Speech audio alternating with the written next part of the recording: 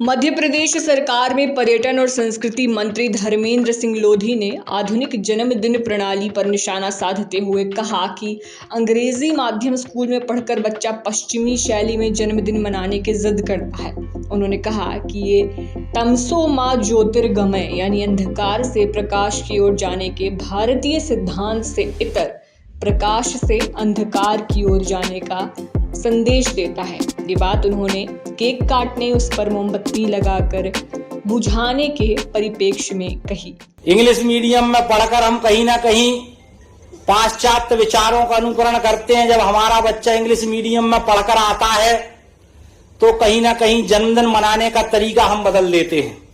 मुझे याद है बचपन में जब हम जन्मदिन मनाया करते थे तो मंदिर जाया करते थे, दीप जलाया करते थे और भंडारा इत्यादि किया करते थे। लेकिन जैसे ही बच्चा इंग्लिश मीडियम में पढ़कर आता है तो वो अपने जन्मदिन मनाने का तरीका बदल देता है।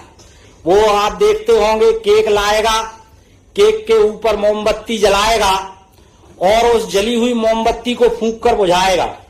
जबकि हमारे पूर्वज ना जाने कब से कहते रहे कि अस्तो मां सद्गमय तमसो मां ज्योतिर्गमय, मतलब असत्य से सत्य की ओर जाओ और अंधकार से प्रकाश की ओर जाओ। लेकिन इंग्लिश मीडियम में पढ़कर बच्चा आता है तो मोमबत्ती जलाता है और उसको फूंक कर बुझाता है, मतलब प्रकाश से अंधकार की ओर जाता है। और जब वो फूका हुआ और थुका हुआ केक सबको खिलाता है तो ऐसा लगता है जैसे हम कुछ प्रोग्रेस हो गए, प्रगत हो गए। तो कहीं ना कहीं हिंदी भाषा का जब हम प्रयोग करते हैं तो अपनी भारतीय संस्कृति के भी हम निकट आते हैं, हम अपने संस्कारों के भी निकट आते हैं, हम अपने पूर्वजों के भी निकट आते हैं, हम अपनी गौरवशाली परंपराओं के निकट आते हैं।